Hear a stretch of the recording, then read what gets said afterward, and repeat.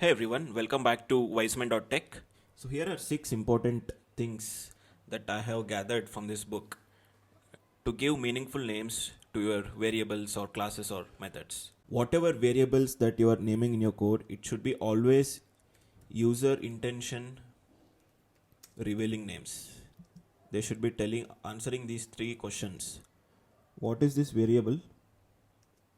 And why this variable? And how this variable, right? So let's take a simple example. Let's say we write a variable. Let's say there is a class A and we name a variable something like this, int d, and that's it. And maybe you might add a comment, this is days of. So this looks so weird, right? So this is not revealing what this variable is about and why this variable and how it can be used.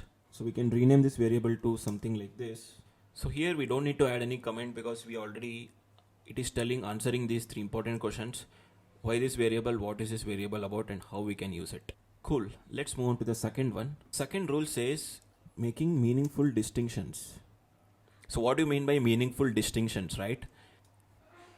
It is having a set of fields, and let's call this class as product.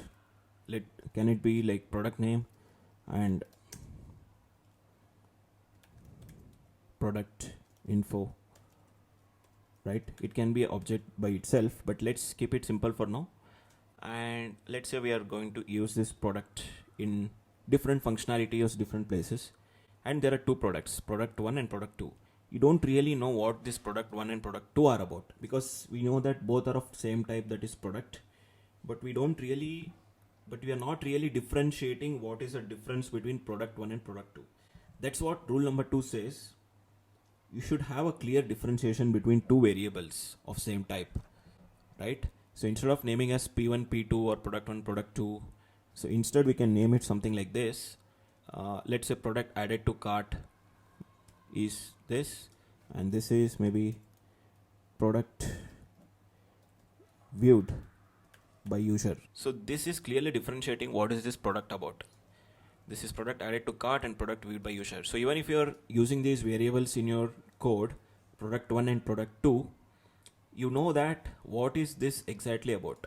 Now let's talk about rule number 3, that is making the variables easy to pronounce. Making it too cute can be also funny sometimes. So rule number 3 says the variable name should be pronounceable, right? That means you should not write a variable name something like this, generated date in year,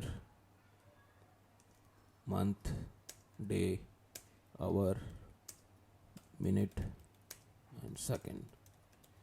This is what the programmer is trying to say, and he has named a variable name something like this. Is it really pronounceable? Absolutely not, right? So instead of this, we can make it as simple as generated timestamp, right? So it can be pronounceable if somebody is reading your code, if they want to ask some question regarding this variable.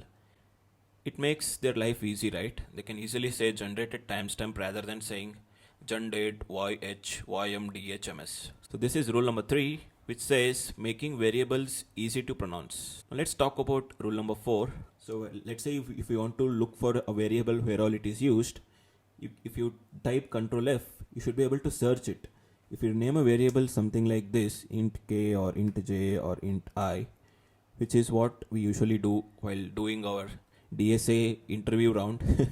So this makes it help for searching. Let's say we are talking about a big class, and if you want to search where all this variable is used, this variable might be used in 100 different places. So let's say there is a static variable which is not changing, right? So maybe you make it final.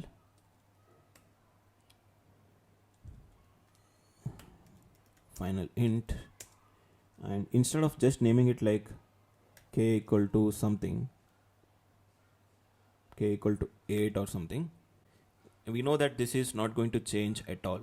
So instead of naming it as k, we can maybe name with some constants like work days, and we can use this constant across the file or in different files also, if at all we make it public. This way it gets much more easy to search a variable name. There is a general thumb rule of naming class or method. So some people take it for granted and they name classes with something like this, manager. So manager is not a class name. It looks like it is a class name, but it is not a noun, right? It's not a noun phrase. Instead, we should name the classes with proper noun phrases, which can be something like customer, user, right? Page, account. So this is proper noun. This is how we are supposed to name the class. And when it comes to methods, we name methods should be always an action oriented names, right? That is verb. That means we cannot name a method like account holder, right? This is wrong. Instead it should be proper verb. That means something like process payment, save, exit. It's also a verb. And this is what rule number 5 is about. Now let's go to last rule, that is rule number 6, which is don't make your variables sound cute. Right? Sometimes all we need is our code should be readable. Our code should be understandable by people who review our code or add, modify the code that we have written. So they are also programmers and they should be able to understand that. So we should be naming the variables in a programming world rather than making it a bit cute. When I say cute, naming a method name as whack instead of kill, right?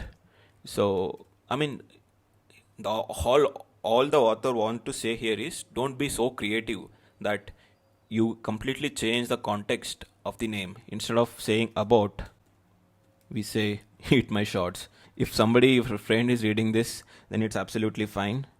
Or if you are only reading this, but if you're writing a code in a corporate environment, you want your variable names to be meaningful. So that is all this video was all about. So hope you guys learned something out of this. If yes, then do give it a like and subscribe to wiseman.tech. More such videos will be coming in future. See you guys in the next one. Take care. Bye bye. Cheers.